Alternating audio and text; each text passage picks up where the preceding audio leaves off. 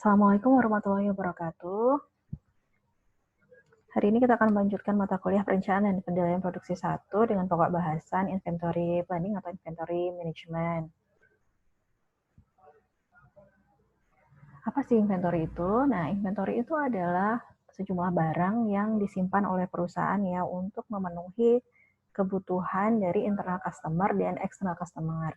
Nah, internal customer itu adalah customer yang berada di dalam perusahaan tersebut. Ya, contohnya misalnya operator mesin yang menunggu ya sejumlah work in process selesai dikerjakan dari proses sebelumnya. Kemudian kalau external customer itu adalah customer yang berasal dari luar perusahaan itu sendiri. Contohnya misalnya ini seperti kita ya sebagai end customer yang membutuhkan beberapa produk, contohnya produk daily kayak sampo, sabun ya. Nah, itu kita sebagai si external customer untuk si perusahaan yang produksi sampo atau sabun tersebut. Nah, inventory ini fungsi utamanya adalah sebagai buffer atau peredam antara permintaan dan supply. Karena bisa jadi nilai dari demand and supply itu berbeda. Bisa jadi kan misalnya antara kapasitas produksi dari perusahaan supplier dengan kapasitas dengan permintaan itu menjadi berbeda. Ya, bisa jadi di suatu masa itu suppliernya memproduksi di bawah dari jumlah permintaan yang ada. Nah, inventory ini hadir sebagai peredam perbedaan kuantitas atau kemampuan produksi ya dan demand. Nah, dari semua jenis perusahaan atau industri itu pasti ada inventory yang di-maintain. Contohnya saja misalnya ya di industri nursery atau perkebunan atau yang membuat taman gitu ya, apa yang diinventorikan? Yang diinventori bisa jadi tanaman, bunga, kemudian pupuk, dan selanjutnya. Nah, kalau di perusahaan, contohnya di perusahaan seperti rumah sakit atau di industri jasa ya, misalnya di rumah sakit apa yang diinventori? Ya bisa jadi obat-obatan dan alat kesehatan. Bahkan misalnya di apa nih liga sepak bola gitu ya, apakah mereka melakukan inventory juga? Ya bisa jadi ya, yang diinventorikan apa? Misalnya jumlah pemain, mereka harus maintain bahwa jumlah pemain itu ready ya ketika diperlukan. Dan di kehidupan sehari-hari kita ya di dalam rumah gitu ya, itu juga kita juga pasti membutuhkan inventory ya kan, misalnya inventory makanan, kemudian inventory barang kebutuhan sehari-hari untuk personal hygiene dan yang lainnya. Nah, bentuk dari inventory itu tidak hanya end product seperti yang kita biasa gunakan ya. Saya kita beli sampo, nah inventory-nya berupa end product sudah dalam bentuk sampo ya atau finish product. Nah, sebenarnya inventory kalau di dalam industri ada yang berupa raw materials atau bahan mentah, kemudian bisa jadi juga adalah part-part ya yang bisa mensupport proses produksi, kemudian ada work in process atau barang setengah jadi, bisa juga barang yang ditransportasikan dari satu lokasi ke lokasi yang lain, kemudian bisa jadi juga adalah peralatan ya. Nah, di sini manajemen inventory itu fungsinya adalah untuk menentukan jumlah atau kuantitas inventory itu sendiri ya. Kuantitas kapan harus order atau melakukan purchase order atau membeli ke supplier atau melakukan production order ya, order produksi ke departemen produksi. Kemudian kapan gitu ya kita melakukan order. Nah, keputusan dari inventory itu harus bisa mendukung atau selaras dengan keputusan organisasi atau perusahaan ya. Jadi fungsinya adalah untuk mensupport. Jadi disesuaikan dengan production goals, kemudian finance dan marketing goals. Yang fungsi utamanya dari semuanya ini adalah untuk ini ya merealisasikan dari tujuan si perusahaan ya. Apa kaitannya dengan inventory? Kaitannya adalah dalam hal misalnya yang pertama ya setiap perusahaan itu kan pasti punya tujuan untuk memenuhi kebutuhan konsumen. Nah, kebutuhan tersebut itu direalisasikan dari inventory adalah dengan menentukan level customer service-nya. Ya, level customer service ya, apakah di level 100%, 99%. Nah, itu tentunya didukung dengan adanya inventory. Kemudian yang kedua juga dalam hal tujuan dari dilakukannya inventory investment. Jadi untuk menjaga level inventory itu juga membutuhkan investment. Nah, nanti akan sangat berkaitan dengan semuanya ini. Yang pertama, tentang customer service level itu akan mendukung marketing goals. Jadi misalnya kita set customer service kita level kita 95%, artinya bahwa perusahaan menghendaki bahwa dari 100 customer, 95 customer itu harus terpenuhi kebutuhannya. Kemudian nah ini kan perlu adanya didukung dengan adanya inventory. Nah, untuk production goal itu tentunya juga disesuaikan ya dengan perkiraan atau perencanaan jangka perusahaan, baik jangka pendek, jangka menengah maupun jangka panjang. Karena kita kemarin kan udah belajar tentang capacity planning. Jadi sudah ditetapkan ya produksi yang memang mampu dilakukan oleh perusahaan dengan memperhatikan resource yang dimiliki. Nah, bisa jadi di situ inventory mendukung ya capacity planning tersebut. Misalnya di masa-masa tertentu ternyata resource kita ternyata tidak mampu, ya bisa jadi di masa-masa yang lain resource kita melebihi dari permintaan. Nah mungkin ketika dilakukan production planning dengan memperhatikan capacity, ada di beberapa masa produksi melebihi dari permintaan untuk tadi bisa disimpan agar ketika masa permintaan lebih daripada resource, inventory bisa digunakan. Kemudian inventory juga harus selaras dengan finance goal karena untuk menjaga inventory itu membutuhkan uang ya atau investment. Nah, klasifikasi dari inventory berdasarkan fungsinya itu secara garis besar ada 4. Yang pertama adalah anticipation inventory. Anticipation inventory. Jadi misalnya ada aktivitas misalnya di suatu negara itu kan pasti ada libur nasional seperti itu ya. Kemudian ada periode penjualan puncak ya, bisa jadi misalnya akhir tahun atau ketika ada promosi penjualan itu kan biasanya permintaan itu atau penjualan meningkat ya. Nah, anticipation inventory itu digunakan untuk mengakomodasi adanya peningkatan penjualan yang sudah diprediksi ya atau sudah diantisipasi oleh perusahaan. Kemudian yang kedua adalah lot size inventory. Lot size inventory ini kan biasanya kalau kita memproduksi sesuatu itu kan ketika kita belajar lot sizing ya, kemarin kita belajar bahwa ada titik tertentu atau lot size yang optimal. Lot size yang total cost-nya itu paling rendah atau kita sebut sebagai efficient production rate. Nah, lot size inventory ini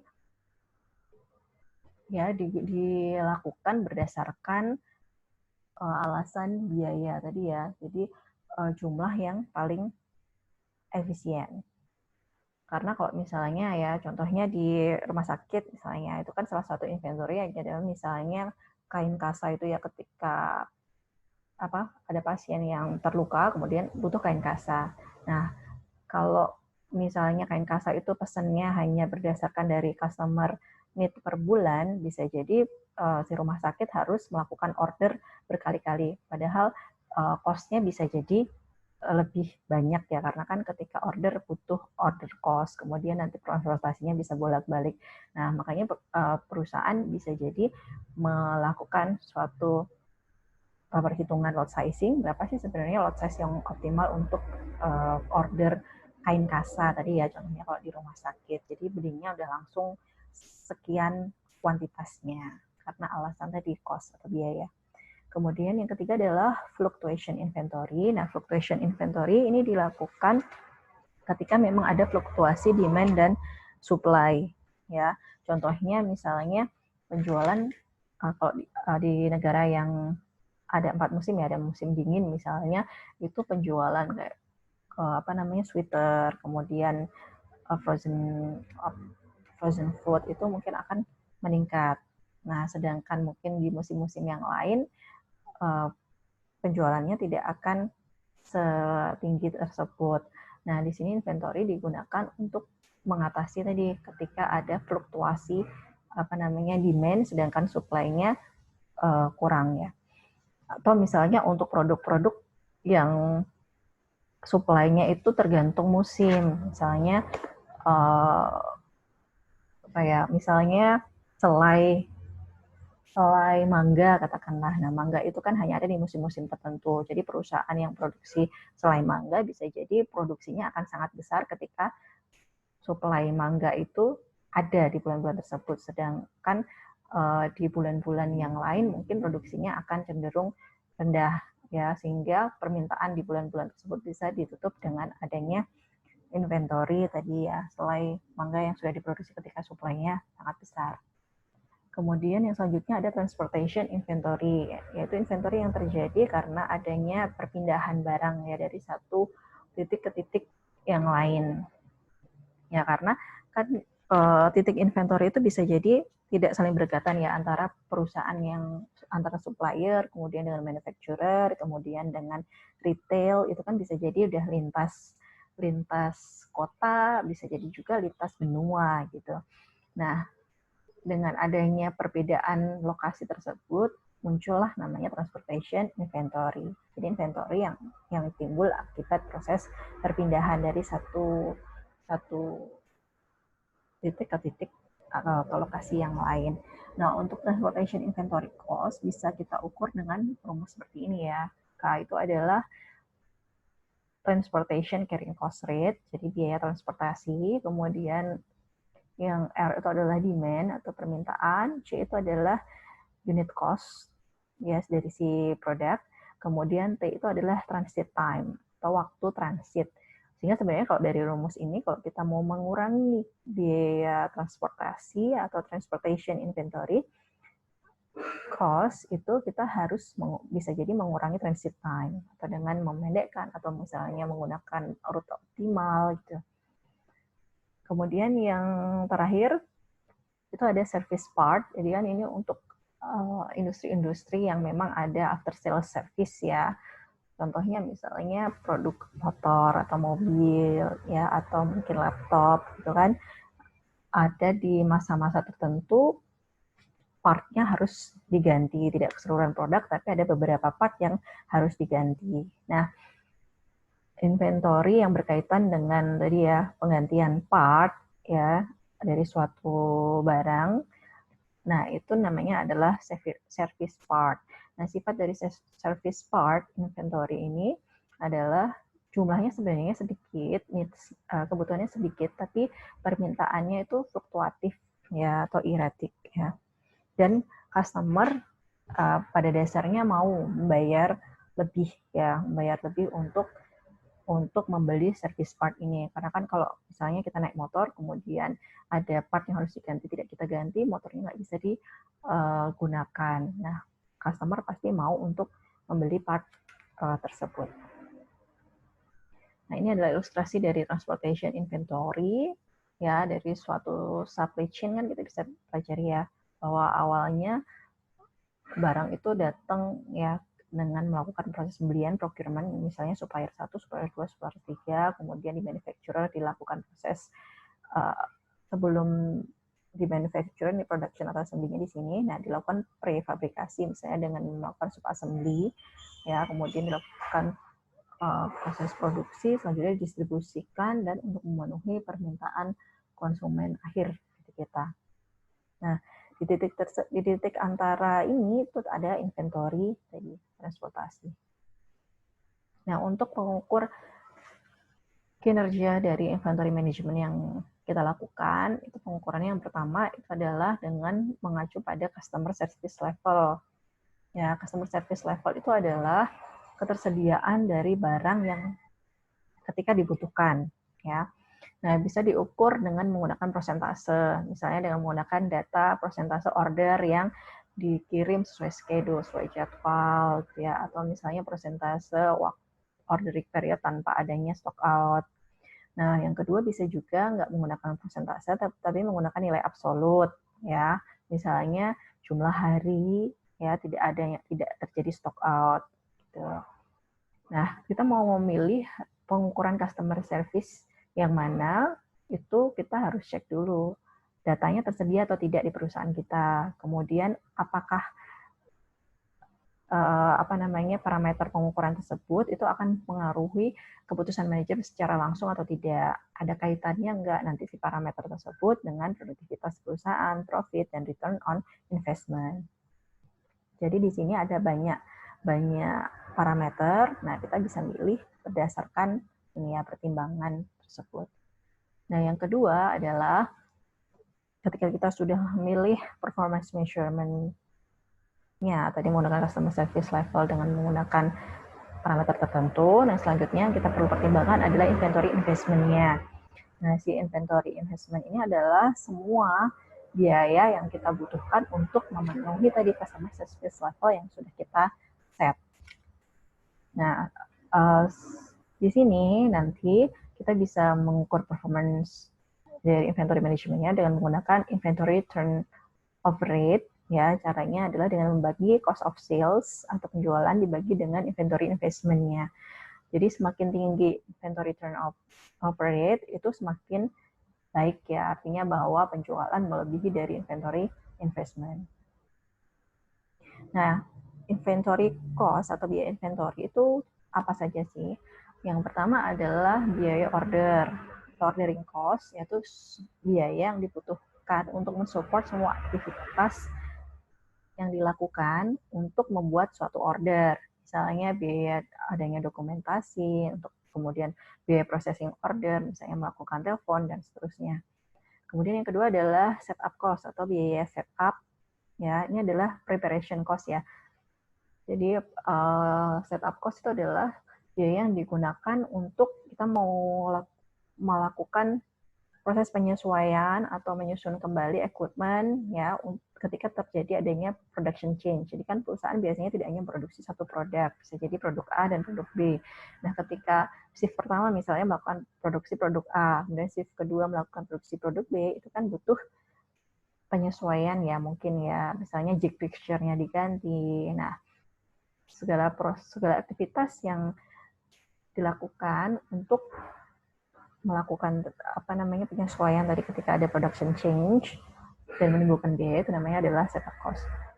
Kemudian yang selanjutnya adalah holding atau carrying cost, itu adalah biaya untuk menyimpan. Nah, menyimpan barang kan tentunya ada proses penanganan barang juga, misalnya ada beberapa barang yang harus dijaga pada suhu tertentu, termasuk misalnya ada perlu adanya asuransi atau tidak ya, dan selainnya. Yang selanjutnya adalah stock out cost. Ya, stock out cost ini adalah biaya yang muncul karena adanya kehabisan inventory stock out. Ya, jadi ketika ada permintaan, tapi ternyata barang di gudang tidak ada. Nah, kita mengalami stock out atau kehabisan stok. Nah, biaya yang muncul adalah biaya karena meng-cancel order dari konsumen misalnya. Kemudian jika misalnya konsumen itu mau menunggu, nah akan ada cost untuk back ordering ya. Jadi customer mau menunggu, berarti kita perlu melakukan penyesuaian ke departemen produksi bahwa ada ada permintaan tambahan karena tadi konsumen mau menunggu produk kita dan yang lainnya. Oke, nah di sini untuk melakukan inventory management itu kita di sini bisa menggunakan model ya. Di sini model yang multi period model itu ada fixed order quantity model atau kadang namanya adalah economic order quantity. Nah, di economic order quantity ini ada beberapa asumsi yang kita harus penuhi ya. Yang pertama adalah lead time-nya harus konstan dan diketahui. Ya, lead time itu adalah waktu ya. Mereka sudah pelajari ketika melakukan proses mulai dari MPS sama MRP ya, ada lead time, waktu yang dibutuhkan untuk menyelesaikan order. Nah, itu kita harus ketahui dan konstan. Kemudian yang kedua adalah demand-nya itu relatif konstan, jadi tidak terlalu berfluktuasi. Nah, fluktuasinya pun sangat kecil dan kita tahu lajunya. Yang ketiga adalah biaya preparation, seperti ordering cost, kemudian setup cost, dan carrying cost itu konstan dan kita tahu. Yang keempat adalah barang itu datang secara terhingga atau infinite, tapi dalam waktu tertentu. Ini adalah asumsi yang digunakan ketika menggunakan fixed order quantity model. Memang asumsi-asumsi ini digunakan untuk menyederhanakan model, ya, sehingga kita akan lebih mudah dalam mengambil keputusan. Nah, di sini gambarannya atau ilustrasinya adalah modelnya seperti ini. Jadi di sini ada Q itu adalah quantity optimal atau economic order quantity. Kemudian R itu adalah titik reorder point. Kita harus melakukan pemesanan kembali, itu adalah R. L itu adalah lead time, ya. Jadi ketika kita melepas order, kita akan menerima order tersebut pada waktu keberapa atau periode keberapa. Nah, ilustrasinya adalah misalnya kita di sini melakukan pemesanan sesuai key, ya, kuantitas sesuai key, misalnya 100. Nah, barang tersebut akan datang di waktu ini ya, barang sebesar 100 datang. Kemudian seiring dengan berjalannya waktu kita gunakan barang tersebut ya, stok tersebut untuk memenuhi permintaan kan pada periode tertentu. Nah, pada periode tertentu, pada titik tertentu di sini itu akan menyentuh reorder point. Katakanlah misalnya reorder point-nya dihitung 20 pieces. Tadi kan quantity optimalnya misalnya 100 barang datang, sering dan jalannya waktu, barang tersebut akan mulai habis karena untuk memenuhi permintaan. Nah, ketika reorder point-nya misalnya 20 di titik ini, kita harus melakukan pemesanan kembali. Ya, ketika sudah menyentuh reorder point, melakukan pemesanan kembali sebesar key. Key-nya tadi 100. Ya, kita pesan di titik ini nih, barang di gudang tinggal 20. Oke, kita harus pesan ke supplier atau departemen produksi sebesar 100, sebesar key. Nah, nanti untuk melakukan produksi, si supplier maupun si departemen produksi itu kan butuh waktu selama lead time, katakanlah 2 minggu. Nah, selama 2 minggu, ini barang di gudang kan tinggal 20. Nah, ini masih akan terus dipakai sampai di titik tadi, barang yang kita pesan datang 2 minggu kemudian. Nah, jadi diharapkan dari model ini bisa meminimasi adanya stock out. Ya, jadi ketika barang di gudang sudah 0, ya barang sejumlah key yang tadi kita pesan itu sudah datang untuk memenuhi permintaan di produk tersebut. Demikian seterusnya.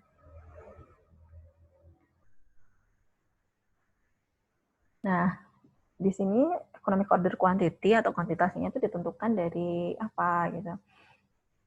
Ditentukan dari titik optimal ya, dengan yang meminimasi total biaya inventory. Misalnya di sini di sumbu Y itu ada biaya, kemudian di sumbu X itu adalah kuantitas produksi. Nah, kuantitas produksi, nah biaya itu kan ada biaya barang atau biaya produk. Ya, biaya produk itu kan sama ya, tadi kan apa namanya, jumlah barang dikali dengan biayanya. Jadi karena biayanya konstan, jadi mau barangnya berapapun dia akan konstan. Kemudian kalau ordering cost gimana, atau biaya untuk melakukan order atau setup cost ya. Kalau kita plot, bentuk kurvanya akan seperti ini. Jadi kalau kuantitas order kita itu sedikit, jadi misalnya 10 dengan misalnya 100 ya. Jadi kita misalnya ada permintaan sebesar 100 katakanlah. 100 itu kita bisa order 10 kali dengan lot size 10, 10, 10, 10 atau satu kali sebesar 100. Nah, tentunya biayanya akan jauh lebih kecil untuk ordering cost ketika kita order quantity-nya semakin besar. Ya, karena tadi kita tidak perlu ada order dengan frekuensi lebih banyak. Ya, tapi sekali langsung banyak. Itu ordering cost-nya bisa lebih sedikit. Nah, berkebalikan dengan holding cost. Jadi kalau holding cost, semakin sedikit order quantity-nya, biaya yang dilakukan untuk menyimpan kan semakin sedikit. Ya, sedangkan kalau semakin banyak barang yang order quantity-nya, maka semakin banyak nih barang yang disimpan, sehingga biaya inventory-nya atau holding cost-nya semakin besar. Nah, kemudian kalau kita totalkan biaya ini ada holding cost, annual cost of items, kemudian ordering cost, kurvanya kira-kira akan membentuk seperti ini. Ya. Nah, quantity optimal atau economic order quantity itu berusaha untuk mencari tahu titik ini, ya, titik di mana total cost-nya paling minimal. Nah, total cost tadi terdiri dari annual purchase cost, yaitu product price, ya, bisa jadi, atau kalau tadi C ya, product price dikalikan dengan demand-nya, ditambah dengan C0 atau ini annual ordering cost, atau CO. CO itu adalah ordering cost dikali dengan D itu adalah demand, dibagi dengan Q, ya, Q itu adalah order quantity, kemudian ditambah dengan C. Ya, CC itu adalah carrying cost, ya, atau holding cost atau biaya inventory dikali dengan Q dibagi 2. Ini adalah annual holding cost tahunan, ya. Nah, dari sini dengan menggunakan kalkulus kita bisa melakukan derivasi, ya, kemudian mencari Q optimal. Nah, Q optimal itu rumusnya adalah akar dari 2 dikali demand dikali biaya order dibagi dengan biaya inventory atau carrying cost. Ini adalah kuantitas optimal. Nah, kapan kita harus melakukan reorder, itu dicari tahu dengan menggunakan rumus ini, ya, atau reorder point, titik melakukan pemesanan kembali. Itu adalah demand rate per period, bisa jadi hari gitu ya, rata-rata demand per hari, dikali dengan lead time. Lead time-nya berapa hari. Kita dapatkan reorder point. Contoh misalnya kita punya data permintaan tahunan 1000 unit, kemudian kita punya data hari, ya, dalam 1 tahun 365, kemudian biaya order atau CO itu adalah $10, kemudian biaya holding cost atau carrying cost itu adalah CC, ya, itu adalah 2,5 per tahun, kemudian lead time-nya 7 hari, dan biaya per unit atau price itu adalah $15. Nah, kita bisa hitung EOQ-nya atau economic order quantity-nya, yaitu akar 2. Jadi demand-nya 1000 dikali biaya ordernya 10 dibagi dengan biaya holding cost-nya. Nah, kita di sini dapatkan 89,443 unit. Nah, ini kita bisa bulatkan ke atas, ya, jadi 90 unit. Selanjutnya, kita bisa hitung demand rate-nya, ya. Demand rate-nya kan tadi kan 1000 unit itu per tahun. Kita punya informasi data 1 tahun ada 365 hari, sehingga kita dapatkan demand rate-nya adalah 2,74 unit per hari. Nah, kita bisa hitung reorder point-nya. Reorder point-nya adalah di demand rate dikali dengan lead time. Demand rate-nya adalah 2,74 dikali dengan lead time-nya 7 hari. Hasilnya adalah 19,18 atau 20 unit. Nah, ini artinya bahwa kita harus melakukan pemesanan kembali sebesar 90 unit, ya, ketika barang di gudang tinggal 20. Nah, tadi kan untuk yang economic order quantity dengan beberapa asumsi tadi, ya, salah satunya adalah demand-nya itu lajunya konstan cenderungnya. Nah, bagaimana kalau demand-nya itu bervariasi? Nah, demand yang bervariasi kita bisa menggunakan demand yang bervariasi, kita bisa menggunakan yang namanya safety stock atau stok pengaman, ya. Stok pengaman itu didapatkan dengan menggunakan rumus ini, ya, menggunakan tabel Z statistik, ya, Z. Kemudian di sini adalah standar deviasi demand kali akar lead time, ya.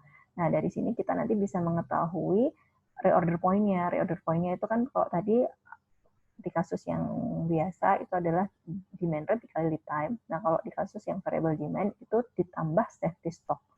Jadi order point-nya kalau tadi kasus tadi misalnya 20 unit, nah kita harus cari tahu nih kalau demand-nya bervariasi, kita harus cari terus safety stock-nya.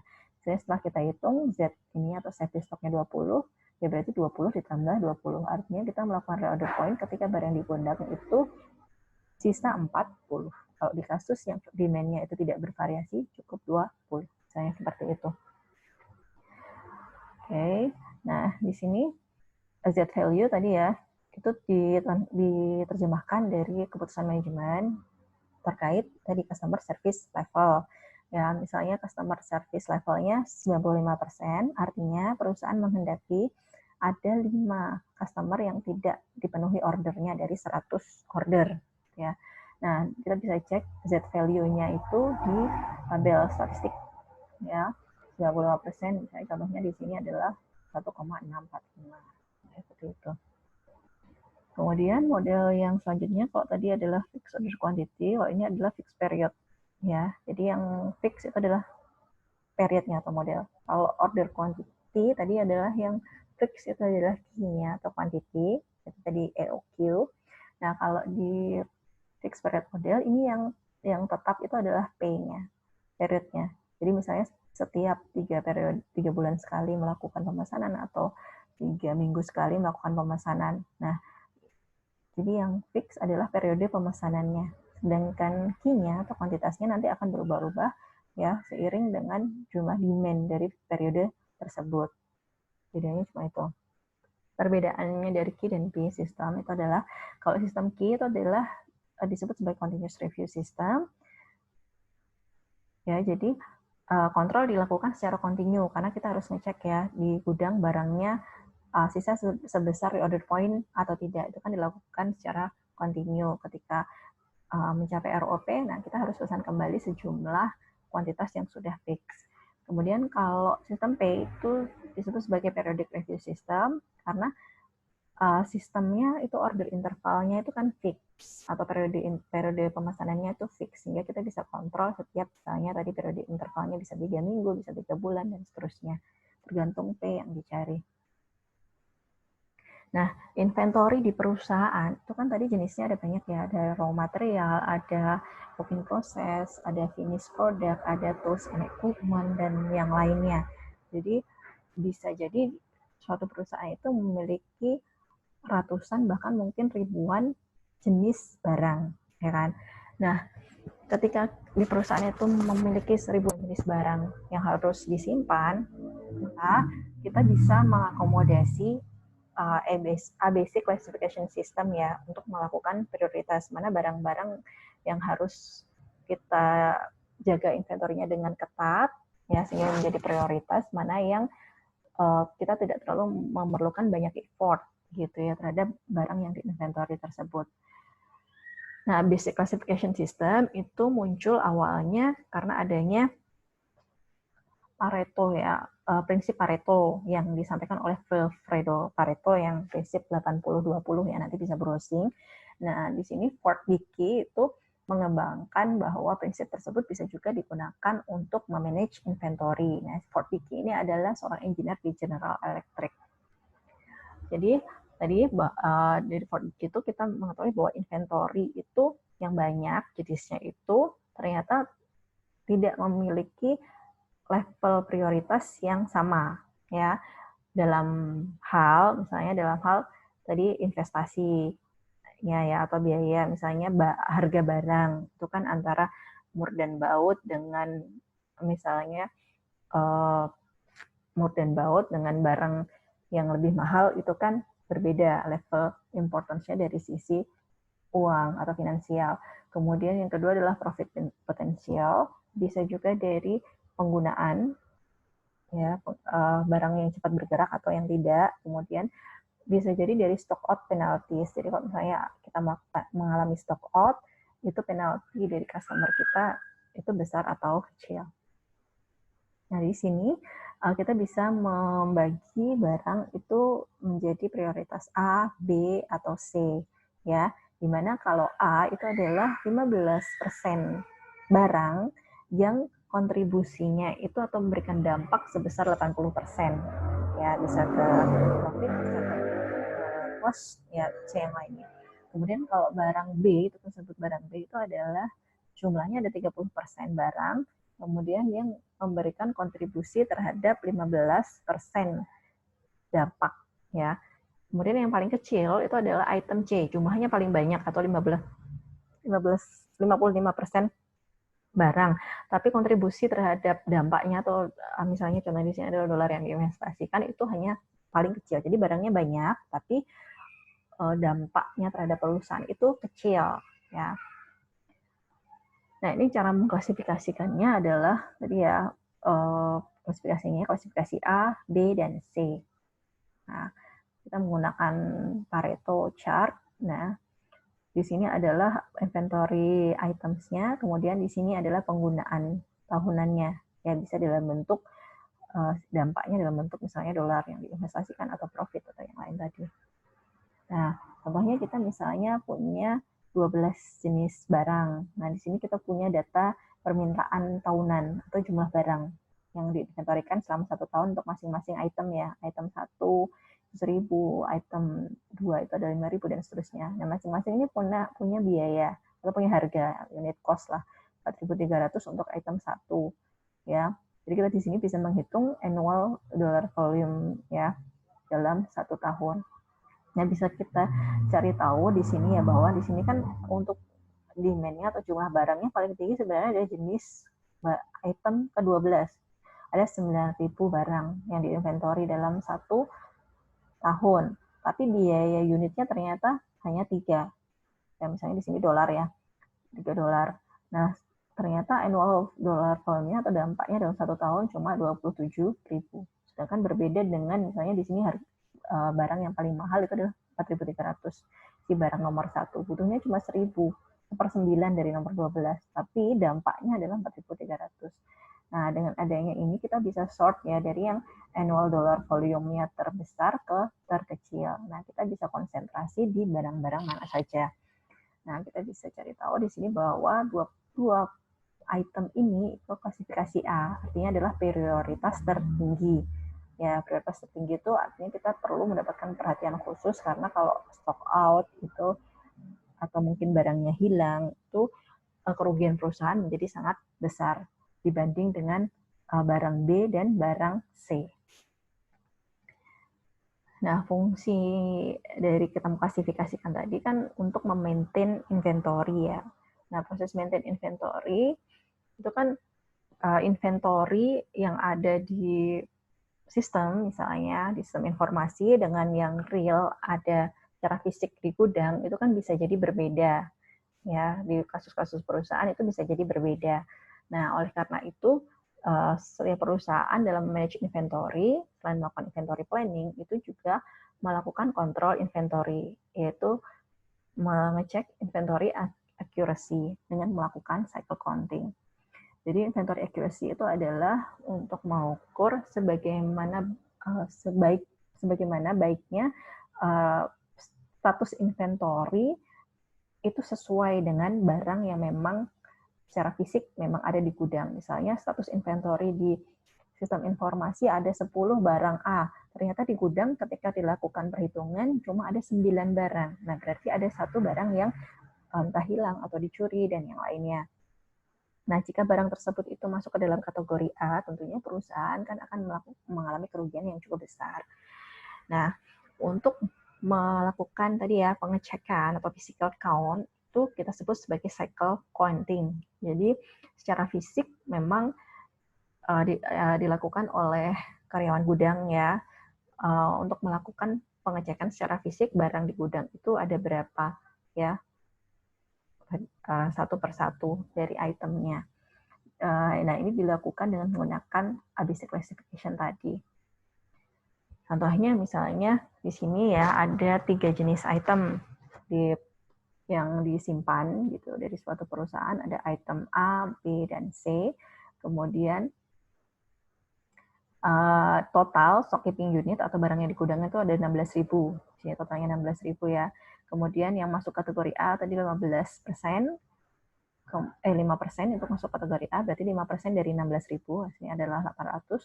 Kemudian 15% dari 16.000 itu 3.200 itu masuk klasifikasi B, dan 75%-nya, paling banyak jumlahnya, itu adalah klasifikasi C.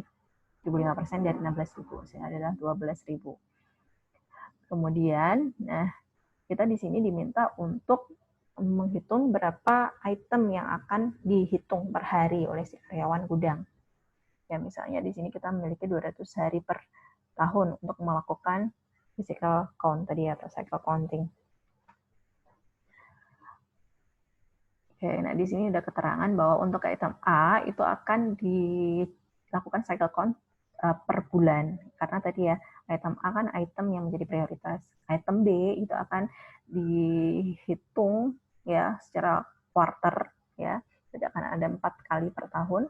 Kemudian C itu akan dilakukan setiap setengah tahun ya, karena klasifikasi C kan yang prioritas paling rendah ya, 1 tahun cukup 2 kali. Nah kita bisa menghitung jumlah ya item yang harus dihitung ya per tahun. Nah di sini kan 800 yang tadi prioritas A ada 800 item, kemudian dihitungnya per bulan, berarti akan ada 9.600 perhitungan dalam 1 tahun. Untuk item B 3.200 karena dihitungnya cuma 4 periode dalam 1 tahun, ya 3 kali 4, 12.800 dalam 1 tahun. Totalnya, walaupun itemnya ada 16.000, kita akan melakukan perhitungan sebesar 46.400 kali. Nah, dari situ kita bisa menghitung berapa jumlah karyawan gudang yang kita perlukan untuk melakukan proses perhitungan accounting. Misalnya, satu orang itu bisa menghitung 232 inventory atau item dalam 1 hari. Kemudian, maksud saya adalah setiap bulan itu ada 232 yang harus dihitung. Setiap hari itu harus ada 232 inventory yang harus dihitung. Nah, kemudian padahal satu orang bekerja itu hanya bisa menghitung 24 item per hari. Nah, kita bisa menghitung berapa yang dibutuhkan, yaitu 232 dibagi 24. Nah, kita kira-kira untuk kasus yang butuh per harinya butuh 232, itu kita butuh 10 karyawan. Contohnya seperti itu. Nah, untuk manage inventory, ya, salah satunya yang bisa kita lakukan itu adalah dengan menggunakan vendor manage inventory, ya. Jadi vendor manage inventory itu apa? Itu adalah semacam partnership ya yang terjadi ketika supply chain hilir itu memiliki partnership yang baik dengan suppliernya, dengan hilirnya, dari hulu sampai ke hilir kan. Jadi customer punya partnership yang baik dengan suppliernya. Misalnya retail punya partnership yang baik dengan distributor, atau distributor punya partnership yang baik dengan manufacturer. Manufacturer punya partnership yang baik dengan supplier, misalnya seperti itu. Nah, hubungan yang baik tersebut tentunya memunculkan beberapa kesepakatan ya, kesepakatan termasuk dalam hal inventory ya. Inventory itu mau diletakkan di mana? Apakah di supplier, apakah di customer? Kemudian kapan akan dilakukan proses pembayaran misalnya dan shipment. Nah, di sini tentunya dengan menggunakan vendor manage inventory ada beberapa potential advantage ya, bahwa transaksi bisa dilakukan secara otomatis dan mengurangi adanya redundansi ya. Nah, ilustrasinya adalah tadi kan kita belajar tentang transportation ya. Nah, transportation ini kan juga menjelaskan ya bahwa adanya proses rantai pasok dari hulu sampai ke hilir, dari supplier sampai ke customer ya. Ternyata kan ada chain atau ada rantai di sini ya, mulai dari supplier, kemudian ada prefabrikasi, kemudian ada manufacturer, ada distribution, kemudian baru ke customer. Bisa jadi di titik ini juga ada retail. Nah, vendor manage inventory itu mengakomodasi tadi adanya partnership ya dari hilir ke hulu ya, misalnya dari distribution ke manufacturer. Ketika ada vendor manage inventory kan biasanya nih ketika kita melakukan kemarin ya production plan itu kan manufacturer membuat production plan, kemudian bisa jadi distribution juga melakukan forecast ya penjualan atau estimasi penjualan. Ketika distributor melakukan estimasi penjualan sendiri, kemudian si manufacturer juga melakukan estimasi penjualan sendiri, bisa jadi estimasi ini berbeda ya, dan menjadi double pekerjaan yang dilakukan oleh distributor, dilakukan juga oleh si manufacturer. Nah, ketika berbeda, ini tentunya akan menimbulkan inventory yang berbeda dan bisa jadi inventory-nya lebih besar. Misalnya si distributor nih melakukan forecast atau estimasi penjualan bulan depan 100. Ya, bisa jadi pesan ke manufacturer-nya dilebihkan karena dia menghitung tadi misalnya safety stock ketika demand-nya bervariasi. Katakanlah pesan ke manufacturer-nya 150 karena 50-nya adalah safety stock. Nah, si manufacturer akan melakukan estimasi produksi dengan data 150 tadi kan. Ya, 150 padahal demand aslinya hanya 100. Nah, bisa jadi nanti akan muncul adanya ketika estimasi tersebut salah, itu kan inventory yang disimpan menjadi lebih banyak. Nah, vendor manage inventory ketika sudah melakukan partnership, distribusi hilir atau misalnya contoh kasus di sini adalah si distributor itu tidak perlu melakukan estimasi produksi lagi, tapi estimasi produksi itu akan dilakukan oleh si hulu atau dalam kasus ini adalah si manufacturer. Ya, jadi si distributor cukup memberikan informasi data demand asli yang didapatkan dari konsumen. Kemudian si manufacturer akan mengirimkan barang yang sesuai dengan customer demand tersebut. Nah, dengan adanya VMI ini, maka bisa meminimalkan ya total biaya inventory ya karena bisa juga meminimalkan total kuantitas inventory yang disimpan antar chain yaitu si manufacturer dan distribution. Ya mungkin itu yang bisa disampaikan dari inventory management. Ya kita ketemu lagi di kasus integrated yang minggu depan. Terima kasih. Assalamualaikum warahmatullahi wabarakatuh.